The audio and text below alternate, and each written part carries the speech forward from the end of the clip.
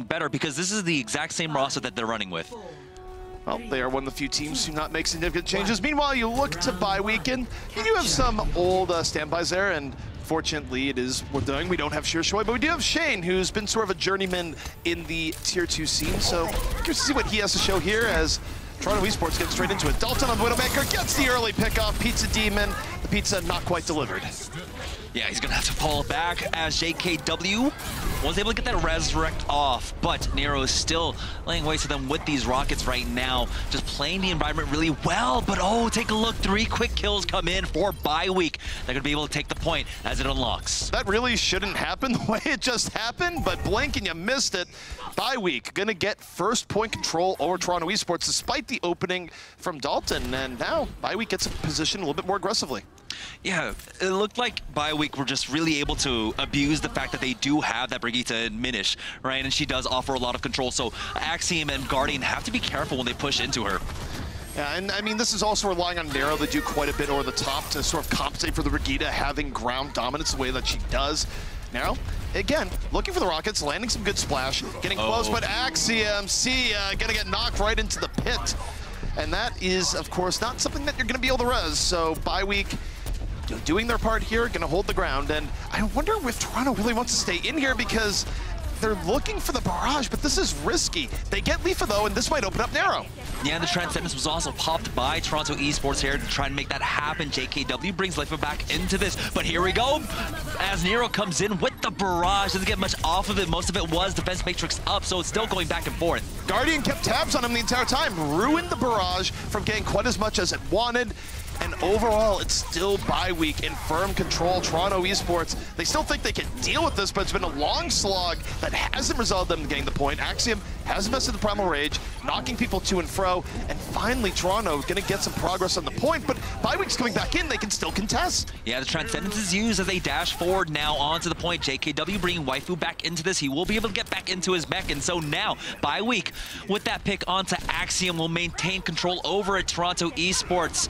With the res, they might just counter-engage.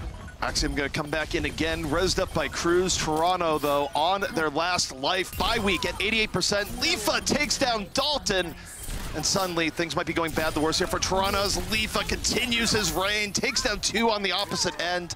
Bye week, 97%. And Toronto, last gas going in. Nero taken down, doesn't even get back to the point.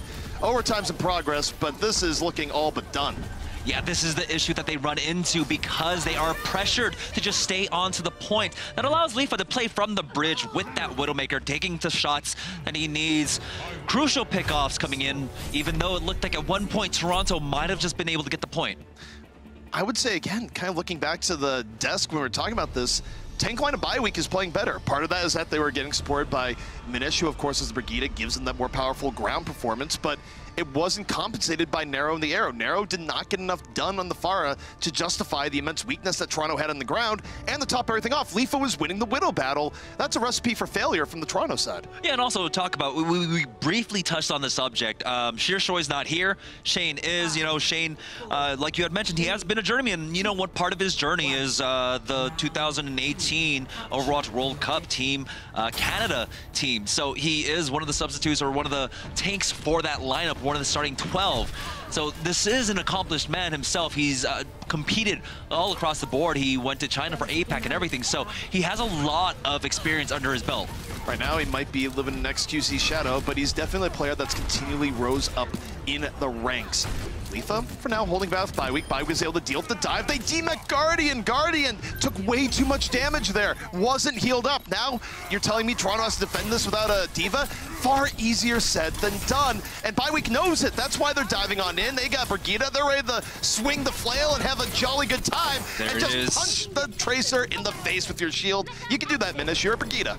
Yeah, what can Nero really do? There's really no counterplay right now. Waifu and Axiom in a standoff, but Waifu was able to back away because he's got the range on the Winston. He will get demeched. But right now, bye week, I feel like, you know, they are really able to exploit the fact that now that they do have a main tank that can play the Winston well. Sheershoy, you know, his Reinhardt was his bread and butter. His Winston, not so much. Shane, though, has been playing this Winston at a really high level for a long time now. Nero immediately picked off. I don't think Brigitte is going to be his comfort zone. Nero usually playing longer range heroes, but Bye-Week went a little bit too aggro and trying to finish off the kill and prevent the res. They end up losing all 3. That's a huge mistake coming in from Bye-Week. Toronto Esports going to very easily retake the point as a result. Look, I'm all about denying the res, but that was silly. Yeah, Contenders North America Season 2, Day 2 of Week 1 has been punctuated with a lot of overextending there, and I understand what Bye-Week wanted to do. You had mentioned it, they just wanted to make sure they couldn't get the res off, but that just kind of baited them ultimately in the end. So now Toronto, they're going to be sitting in the power seat here where they've got 4 ultimates online. They're going to go ahead and use that infra site to try and slow down Bye-Week's approach, but instead they just go right through. Bye-Week does have some tools here. You see Axiom punished immediately, but now going for the primal rage. Let's set some people over the edge. That's Axiom's way, and he does. 2 people falling to the mean streets of Lijiang. He's not done yet. Everyone's going, all right. We got it. We'll visit the streets. It's fine. I mean, we've seen this kind of Winston play come out from a lot of Korean players. Miro, of course, kind of really did cement that really aggressive Primal Rage style where you just jump off a ledge and just abuse your cooldowns there. Axiom doing the same thing, chasing after people almost to his detriment. But now Toronto Esports in a pretty good spot here. They were able to get some good shields up for the team now. But here we go, Bye-Week making their next approach. Yeah, Bye-Week already got in, and now Shane, if they go around the outskirts, he can use the Primal Rage and knock people off himself. But it's going to be more on the point. Toronto investing in the Transcendence. It's not enough. Axiom, I think, actually got knocked off there by Shane. And as a result, Bye-Week working with the 6v5, a tank advantage to be sure. Guardian, he's going to find himself getting pummeled. He has no partner in crime, so to speak. Nowhere to go, nowhere to hide. He's going to fall, and Bye-Week just better ultimates coming in, well executed by Shane. They retake. Real back and forth affair now as Toronto Esports were able to secure 75%. And the rally was used by Nero mid-fight there, and so they're not going to have any persisting shields going into this next fight, while Bye-Week have just gone ahead and put on the extra 100 armor onto all of their squishy members. Now, they don't have anything else active to go with that rally, but they don't need it. They immediately punish Nero. Nero's just been very aggro on this Brigitte, gets himself in tough positions, but again, trying to punish the res. Minish ends up dying, but this time it's a little bit better for Bye-Week. It's not as bad as an overextend. Lifa wins the Widow battle, and it's okay enough. Even though Axiom built up the Primal Rage here, got a lot of cleave damage, he's gonna use it, and this is a little bit weird because they're not on the point, but Axiom is buying time. Yeah, he takes a few shots, drop down to 39 HP, and he gets finished off. So now they lose that tank advantage on the side of Toronto Esports, and Bye-Week on the cusp of taking this 2-0 victory up against Toronto. I really don't think Axiom should have Primal Rage there. I think it was a big mistake, and now they're down to their final fight. 5% left. Bye-Week holding strong versus the highly favored Toronto Esports.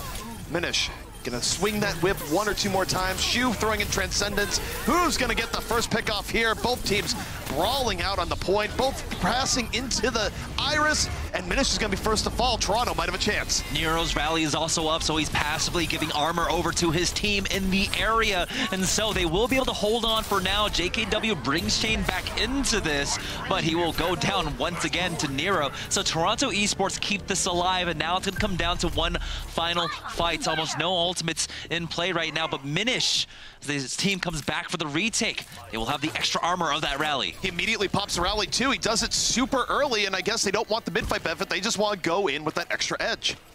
It might be the difference. I mean, a body shot from a Widowmaker, a lot of that damage is going to get mitigated.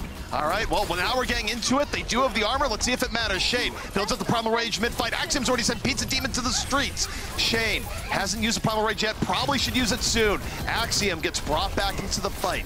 Still relatively even. Guardian can clean house with the self-destruct on the point should he want. Toronto, though, gonna come in with the Transcendence, keeping everyone alive. Guardian gets the reback, and Dalton's doing such work on the outskirts that Bye-Week is not gonna have the numbers they would like to have here. Toronto pulling themselves out of the fire here, Jamerson, which would lead us to the 3rd round. Rallying cry for map number 3 here on Lijiang Tower, and it was scrapped back and forth. And despite Lifa trying the best he could with that Widowmaker, there was just too much damage coming out across from Toronto Esports. So now we are going to be going over to Control Center here on Lijiang. So we'll see if we have different makeups on in terms of compositions. Less Widowmakers generally here. We'll see what happens. Hey, don't tell me where you can play your smug purple lady, but you're right. You're less likely to see it here unless you're really dedicated to the cause. Instead, you're likely to see teams be far more brawly with things, busting out old school GOATS compositions here with Ryan, Zarya, Lucio, Moira. This is something that we saw a lot in the lead up to Contenders, see a little bit less so now. But what this means is that Shane and Axiom are going to be getting Earth Shatters about every 2 seconds. 3-0-3. Both of these main tanks really accomplished, I would say, also on the Reinhardt. Shane, though, I worry. Axiom has been very aggressive so far as the main tank. Both Reinhardt just swinging for the fences now, and they're going to try. It's going to be Axiom take out Leafa, and that's huge. Axiom got way more of it, too. Look at the difference between Shane and Axiom. Though Shane actually just brought right back. Did so much damage with his hammer. The latter part of the fight way better, and now he's actually ahead in that Earth Shatter battle. Both teams even. 5-on-5 already shatters the ground, and Byeweek's going to be able to clean up on that. They get Axiom immediately. They have the Ryan advantage, but you look to Nero. Nero's close to getting a grab. Byeweek actually didn't finish it off the way they could. Nero's gonna get the grab mid-fight. Let it loose, there's a grab. Follow on through, hug your neighbor. Toronto Esports getting the better of it here in what is a crazy, scrappy battle. Yeah, the main difference there is because Byeweek lost Leifa really early on. Dalton was able to actually get the advantage in terms of rally, so they have that extra armor coming out for the rest of the team, and of course the extra heals and support coming out from what our shield mid can dish out for this team. So now Toronto Esports sitting pretty right now. They've got the Earth Shatter along with the self-destruct, so Byeweek have to be careful making their approach here. Byeweek definitely needs to respect Axiom, and well, first off, they have to dodge the self-destruct, and that sets up Axiom, who drops the hammer. Toronto Esports using both tank ultimates. One was a distraction, the other was dropping the hammer, but it doesn't quite work out the way they want. They're not able to capitalize on it. Dalton falls immediately, but Nero, he's got another grab. Here we go, once more. All of Byeweek getting sucked in, but the follow-through isn't there this time because Axiom's gone. This is the craziness we expect from these compositions. Ultimates galore, and Shane, with one final drop into the hammer, should give this to Byeweek. Yeah, this is kind of that like wet noodle fight that we expect up until ultimates are online. Nothing really dies because there's so much healing coming out from the Moira along, of course, with the Brigitte and, of course, Lucio's AoE heals now. Toronto are going to try their best to delay this as much as possible. Guardian will fall, and Toronto give it up with 57%. Byeweek going to be holding a little bit more aggressively than Toronto was a moment ago. Toronto was content to hold back. I mean, they can definitely take their time there. I mean, these fights can go on for a really long time if neither side are able to really get rid of the Brigitte. Oh, this is looking good. Super early grab, and Byeweek says, we're okay with this. They start swinging the hammer. They get the 3 kills they're looking for. And Shane, do you really want to drop it now? I think he wanted to, but he knew deep down it was a bad idea. Now, one of the things that happens in a lot of these fights is that there are reactive ultimates, right? Zen's transcending transcendences, but also, of course, Moira's gonna go ahead and use their Coalescence to answer for Coalescence, but here we go. We've got the self-destruct coming out with the Earth Shatter set up. Axiom coming up huge for his team. The 3-man doesn't allow Shane to try and block that self-destruct. That is really well timed and also very difficult to deal with there, where if you try and deal with the self-destruct, you're gonna get hammered, and if you ignore the self-destruct, well, you're just gonna get blown up. No escape, no matter where you look at it. In Toronto, they even have Nero who can set up with the flanking Graviton. Now this is a map number 3, where it's just going back and forth, blow for blow now, but Toronto Esports, they've got the Graviton Surge. They're gonna have the Reinhardt along with Dalton behind it, so let's see what they can do. Nero just doesn't want to get eaten right now. Holds on to the grab, doesn't get eaten, pulls it forward, but the self-destruct made room. Nero ends up dying. The follow-through wasn't there, and the Shadow's blocked! At least in part. Axiom, though, still ends up with 2, and it's gonna be 3. Toronto coming back the other way. They withstand the storm and hold on to the point. Byeweek. Now the question is, can they even get back? Yeah, now both tanks have been gassed here for the most part. Pizza Demon, the only one with the ultimate up now. He's got the Coalescence, but he still hasn't respawned back in quite yet. 98%, 99%. Someone is able to touch it. It's going to be Leafa who had swapped over to that Tracer. Leafa, Godspeed, good sir. Your sacrifice will be remembered. Although he hasn't died just yet. Axiom's too far forward. Beamed on down. Never take an energy beam to the face. Even Goku could tell you that. As Byeweek starts coming back in, Minish has it what could be a victory Graviton here. Toronto Esports lets Byeweek off the hook. And Byeweek back on in this. They need about 40% more. Yeah, Byeweek, their tanks weren't completely empty. Pizza Demon had that Coalescence, so he was able to just walk them down with that. Picking off a key member of Toronto Esports who had nothing in reserve whatsoever, but now coming in for the retake, it's going to be their own Coalescence. They still have to be careful. Graviton Surge online. Minish throws it in.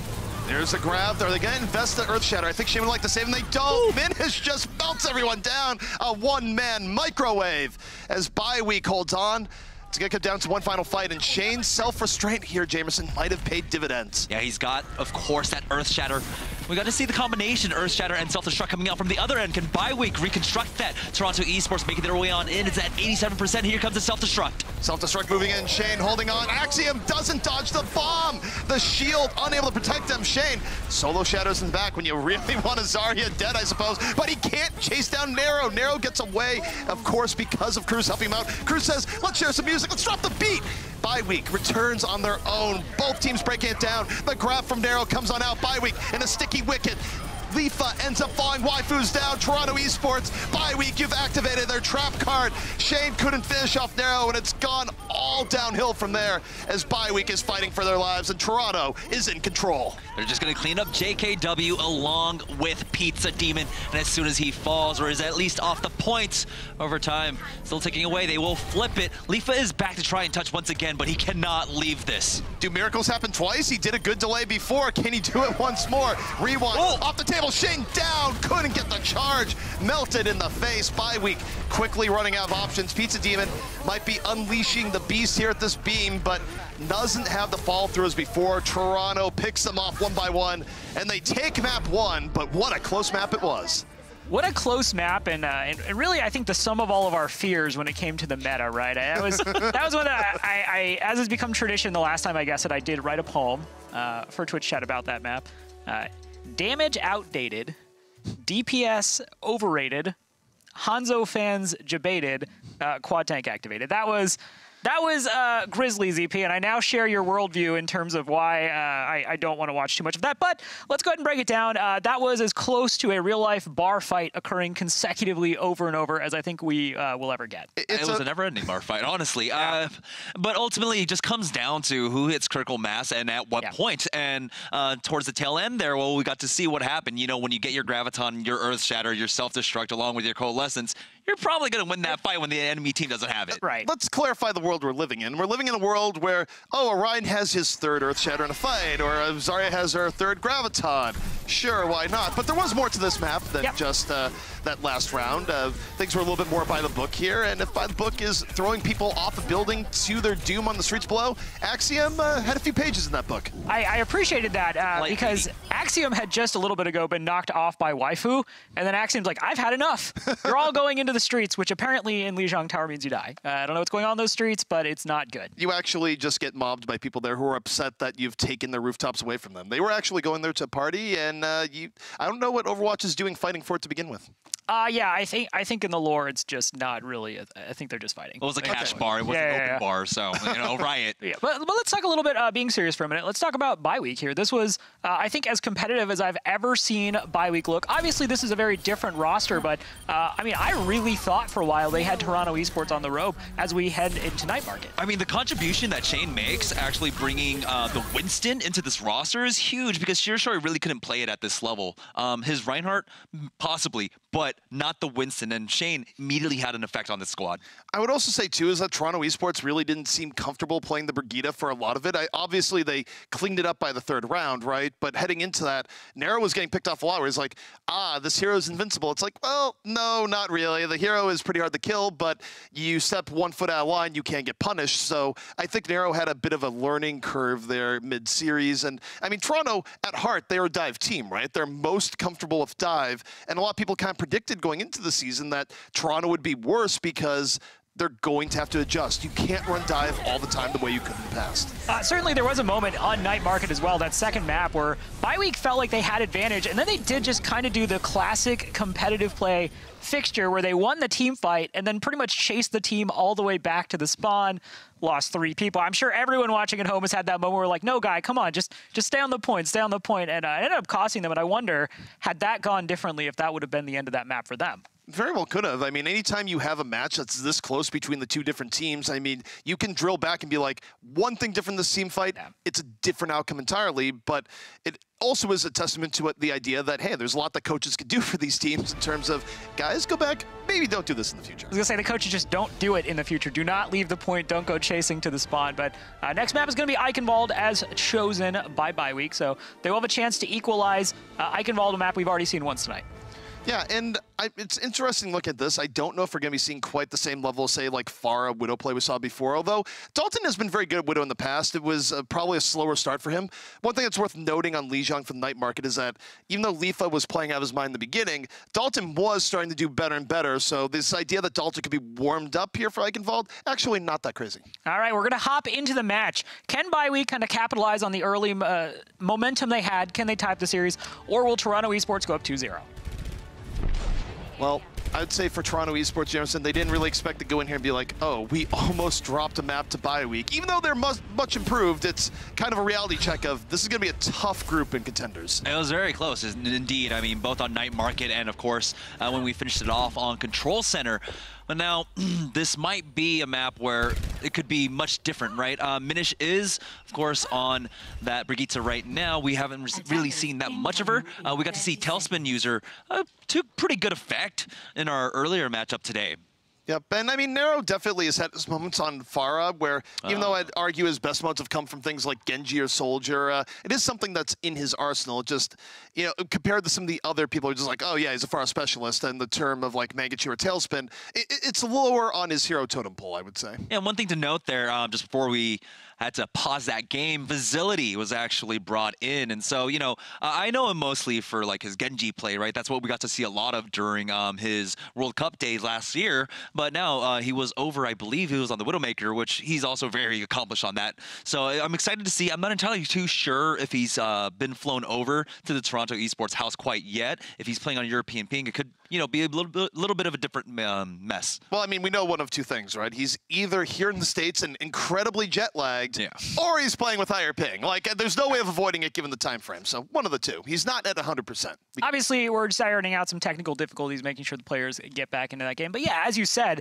Facility's involvement with this roster was just announced in the last, what, 2.5 hours? So hard to imagine he's over in the States just yet, which would obviously put him at a little bit of a disadvantage. But it's heartening to see Toronto Esports get him in some quickly and start getting him reps with that roster. You know, this is why they never should have retired the Concorde. That was one really fast jet. It could have worked out here. All right, well, I'm going to ignore that and put my faith in science, and you guys can go back to casting video games. You know what, Science? What has it really done for us, actually? Aside from give us this broadcast and all the technology we know and love. I mean, there was also Airline Simulator. I don't know if you ever played that, but yeah, the Concorde was the fastest, and it got you the most money off of that one. But anyhow, not talking about old SNES games. It's going to be Overwatch here. Toronto Esports on the defense by week. Going to be on the offensive here. They're going to go with... I keep wanting to saying, you know, Brigitte's a tank, but she really isn't. She's hardly even an off-tank, right? Only 250 HP, but still kind of counts towards that right now. It's going to be Lifa on the solo DPS role. Lifa, of course, looking for those early pickoffs. Bye week, for the most part, though, being very ground and pound here, where Lifa, of course, their one anti-air option goes in, almost picks off the Pharah. Meanwhile, bye week, they've set up here on the point, and they're very aggressively chasing Shane, getting healed, fighting this hog, ride to hog, so to speak. Doesn't go too crazy to chase it down, but bye week for now, being almost similar to old school bye week in the we're just gonna roll into you, but way more effective with the addition of Brigitte. They just literally rolled through them with the tanks. They just walked in, evicted them out of the chateau, the cabin there, and then just allowed, of course, their Widowmaker to get free shots off. Minish was in the middle of that entire fray now, so Toronto Esports, they got to reset up here. Their DPS weren't able to do much at all. Yeah, and credit where credit is due here. Lifa was also able to check Nero to the point that Nero's had enough. He's going to go to the Hanzo, where he doesn't want to try and play this Pharah v Widow battle. So double sniper coming out for Toronto Esports, but the thing is, with the way that they have to make this approach, the way they get out, never mind. Facility connects with the headshot. It's the damage boost coming up from, of course, his Mercy that helped him. Yeah, and now they have no supports whatsoever back on the bye week side, so that's going to be chasing back. Pizza Demon way out of the fight there. So bye week's like, okay. Whatever, we'll reset. It's fine. I don't think they're going to change anything here just yet, though. I mean, they are about to hit that critical mass, right? Where they have almost all their tank ultimates up. I keep saying that about Minish, but yeah, they go ahead and use that Infersight to try and get the information out as Minish is still working his way up towards that rally. That's going to be some valuable shields to go over to Pizza Demon and JKW. Minish is real close. Leafa, though, under pressure. Is he going to fall super low, getting healed up all the while? It's a lot of pressure on the Leaf right now, but it looks like no, not going to shake it. Guardian doesn't let him off the hook. But Leafa could be rezzed up here. The rally's going to come to play for bye week. Arrow's brought back up. And no, Leafa not brought back up into the fray. And we see that bye week is struggling even after the rally to get the payload moving. There might be some changes in line, but Shane goes for that Earth Shatter, connects with the Fire Strike, but the Pocket of the Mercy keeps you alive. He's able to transcend into this fight, while Facility from on high is just connecting with those Widowmaker shots, and Toronto send bye week packing. That was a very weird fight. That was taking place in 3 different distinct areas. Bye week wasn't entirely on the same page, but it's also hard to do full ground and pound here. And to testament to that, Shane's going to go to Winston. He's not going to be staying on the Rhine any longer. I do wonder if that means we'll see the last of Brigitte here as well, but Minish is staying on it for now. Yeah, they need to create more space for Leafa at this point, Shane. So on the Winston, we'll be able to jump onto either Nero or Facility, but Nero does have that Dragon Strike ready. Bye week have to be careful when they approach. They also have to be careful of the Storm Arrows because it does so much damage in quick succession. Okay, Minish, time's up. Time to swap. It was great for taking point A, but not convinced of the setup here as Nero and Facility are quite literally picking bye week apart. This is not really working for them to try and hang on to the ground while Toronto is dominating the sky so much. They got Facility there, but look, Cruz just got to hop on and be like, I got you, mate. Come back up. Yeah, Leafa does get that consolation kill, and now bye week.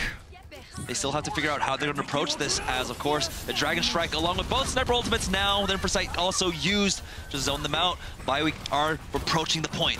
Yeah, bye week's really trying to use that advantage in terms of sight lines where they're trying to give as little as possible, but Nero is so good at finding opportunities to lay in the damage. Same for Facility, so they've already used their res on the Shane here. Anything next is going to be permanent. Axiom ends up falling, but look at what Nero is doing Unchained from the top right now. Laying in plenty of damage, Guardian stopping the payload from moving. This is just not the right approach for bye week right now. Yeah, it's great and all, and you got the main tank, but what about Nero? As he continues to chase them down, another Dragon Strike out for him. And still, Minish sitting on this Brigitte. I mean, one last rally, and I think you have to swap off, buddy. You would hope so here, where, yeah, they're going to use the final rally. They have the Transcendence in reserve, but now this might just bait them using Transcendence in a losing fight. They do lose or use the Transcendence. The Dragon comes in somewhat unsuccessfully. Axiom, he's going deep. This is real deep. This is back at the beginning of the point A spawn, and Leafa nowhere to go, can't get back in. Meanwhile, there is a whole team fight going the other way, but hey, what a detour. Self-destruct comes out from Waifu, but oh, Shu isn't able to make it out of the way. They will be able to res that back in. Well, Cruz almost loses his life for that effort now, but the fight continues on. Fight continues. Axiom's gonna get back into it after his very long detour. Nero has some dinner. The Dragon takes down 3. Bye week. I know, Minish, I know you're about to have another rally. I understand. But with a minute left, is this the play? Yeah, the thing is, Axiom and Guardian have been actually playing pretty smart around that, the Brigitte pick that's coming out from bye week. They're not leaving themselves vulnerable to it, right? Axiom jumps into the middle of the fray when he has his Primal Rage. So he can get stunned up, and then he'll still have time to be able to actually pop that Primal Rage to keep himself alive. Guardian hasn't been going anywhere near Minish, and right now, Minish is just not able to do much at all. Bye week is still deciding to stay with us here, even though it's been essentially outflanked by Toronto at every opportunity. Leafa takes one right to the head. Facility now gets to join his team in the 6-on-5, and bye week's trying to do everything to turn this into a ground fight, but Toronto just is having none of it. They're getting pickoffs left, right, and center. They're outplaying them on the positioning end. Bye week trying to play the payload, but when was the last time we saw the payload actually move forward? It's been stuck at this bend for quite some time now, and not for much longer because there's only 10 seconds left on the map. Facility, with just the primary fire, takes out Shane, who tried to jump on in, and now here we go. All the ultimates are getting popped. Pizza Demon pushing forward with the Transcendence. Axiom, he's gonna hit them. Oh, the stun stops him from Primal Raging. He was trying to bait people as far back as possible, then was gonna Primal Rage. got a little bit greedy in execution, and Guardian's going to pay the price. Doesn't have a Winston to save him, but Facility on the other end actually getting pickoffs. Bye week, still struggling to get this through. Guardian is still very much alive because of the Widow pressure. Look at him right now. Getting healed in the moment. Facility picks up another. Axiom's going to be back in. Primal Rage in play, and Bye week can pretty much kiss this payload goodbye. Toronto Esports had nothing to do with that ground and pound strategy on B. And let's be real here. Facility, in terms of positioning, he didn't do anything fancy, anything really out of the norm. Actually, it is out of the norm in the fact that he was just standing in the middle of the street the entire time. Maybe he would grapple up, but for the most part, where we saw him end the map is where he was doing a lot of the firing from. Bye week was not able to get to him at all, and he was just laying waste to them the entire time.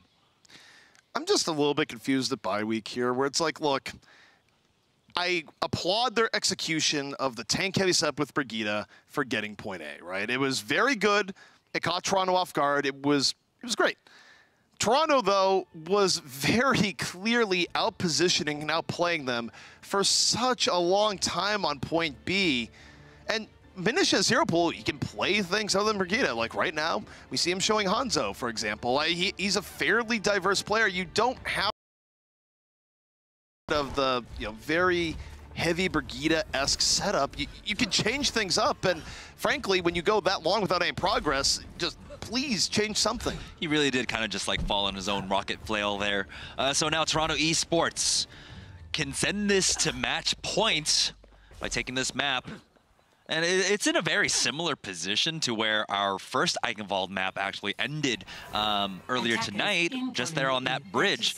Toronto Esports, Facility, he is on fire so far with this Widowmaker. That's going to allow Nero to go to the skies with that Pharah. Last time, Lifa did check him, so he swapped off himself going over to the Hanzo, I believe. We'll see if Lifa can connect with those shots again to try and keep him grounded. It is worth noting for Facility, of course, that he is coming in for Dalton, where Dalton and Nero were kind of the dynamic duo of Season 1 for Toronto Esports, and Facility has been quite good so far. He's been better at Widow than what we saw from Dalton the first map. Now, is a smaller sample size. We can't write off something like Dalton so early, but Facility's been good so far. Nero going on that long flank route from the right-hand side. This is a cheeky angle here, through the trees, through the leaves. Able to connect with some rockets now. Slowly making his way to the back, still connecting. He's at 20% ult charge already, laying in the damage. Nero's really far back, but if anyone goes for him, it's going to be a win for Toronto Esports because of how they're ready to go in on the point. Facility looking for that key pickoff right now, where he'd love to get either Lifa or Minish. And then Toronto, they do have the ability to just dive in and prevent the res after, but Minish sends the arrow right to Facility, and Lifa does the rest on the other side. Not going to be able to res away on that one. So double sniper composition working out well so far for Bye week here on the defense. And that's going to signal some changes coming out from Toronto Esports as Nero goes over to the Genji. Wants to apply some pressure onto the back line, but he's going to need the help of possibly Axiom. There we go, swapping off onto the Winston as Facility will take over the role of the Hanzo. So both Shimadas in play. Well, you know what? Sometimes you need the Shimada v Shimado battle, and sometimes you need Genji there as well. But Lifa still going to be looking for pickoffs. Genji, more of a threat, but he's going to be playing far enough back. They should have a bit of an early warning system. And Bye week, they're adjusting how they're dealing with this. They do know the threat of getting dove on a little bit more aggressively. As we see Hanzo v Hanzo on the side, Minish going to get the better of Facility. That's not too bad for Bye week here in the defense. Dragon Strike comes out, and it looks like they will be able to clean this up. Now Minish, he's playing the Hanzo pretty well. Why weren't you doing this on the offense? 5 kills for Minish. Channeling his inner Legolas there, and yeah, I mean, key point, this is the man who was stuck on Brigitte all of last round. He could have been doing this. We're already seeing the difference it makes for the team. I mean, honestly, the Brigitte, while she was getting some healing off, she wasn't really doing the damage. She wasn't finding the one-shot potential kills on any targets because there was no one around him. And so now he's got the one-shot potential with the arrows. And this Hanzo, Lifa's gonna jump back. Lifa heading on back and immediately pops Facility. Facility barely turned the corner and he was out. Winston's gonna go in for Lifa. Lifa's gonna say, no, I'm going the other way. Now Minish, he's out of this fight immediately and likely not in an easily resable area, but it's fine. Nero has a little bit of support, ends up falling, but essentially takes out 2 with Cruz and Shu. The revenge of the supports of Toronto Esports going to work out for them here as they do head over onto the point. Yeah, Cruz and Shu accounted for 4 out of 6 of those eliminations in that last fight. So Cruz just trying to get some taste of his old DPS life back. He's probably arguing with the team right now going, okay, I can go DPS now, right? Yeah. I just proved it. Let me go DPS. Let me go Genji. I used to play Genji. Instead, he's relegated back to the Mercy as he swaps off. So now Toronto Esports moving on to the second point of this map. They still have 3 minutes and 26 seconds. Plenty of time. Here comes the dive. It's a golden opportunity for Narrow right now. He has the blade up. You can probably Rage is going to make a little bit of room. And here comes Narrow. Blade out, says, I don't care about your reset. Dashes on in. Gets the resets he's looking for. And Toronto Esports off the blade, which had no answer to it. Going to be heading on through it.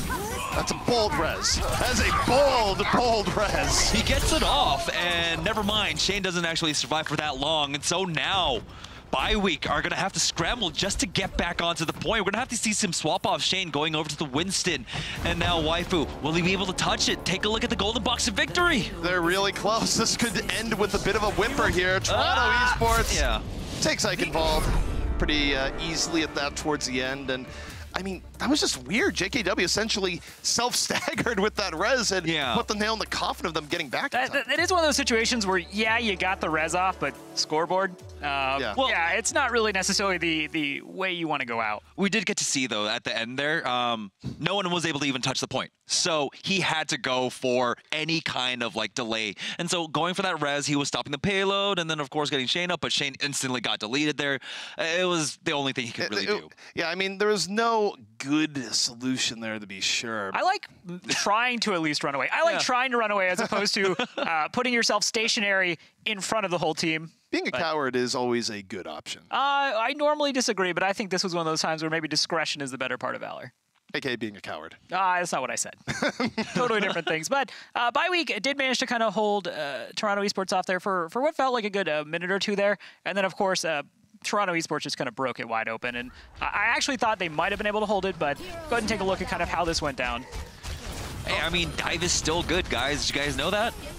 Still pretty good, certainly able to catch people off guard. By the way, ignoring Hanzo is a bad idea. Ask Minish, who was on Hanzo for this point, non-Brigitte, and made his presence known where he had a cloak of invisibility there and easily went on through with it. Yeah, it was an explosive performance in that particular moment. They got through that point A relatively quickly, and it kind of felt like they had solid odds, but it felt like they really mismanaged the journey to point B.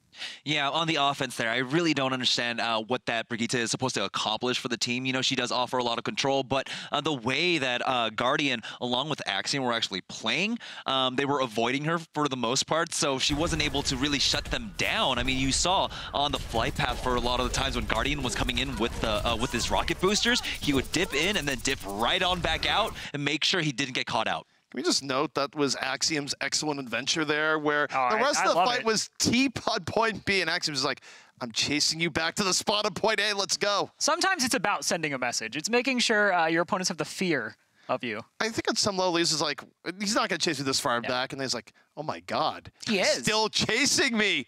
This is happening. This isn't a pub game. He's here. It's point A spot. Axiom's like, I hit the button. I'm angry. I got to win something here. So. You will not snipe my team.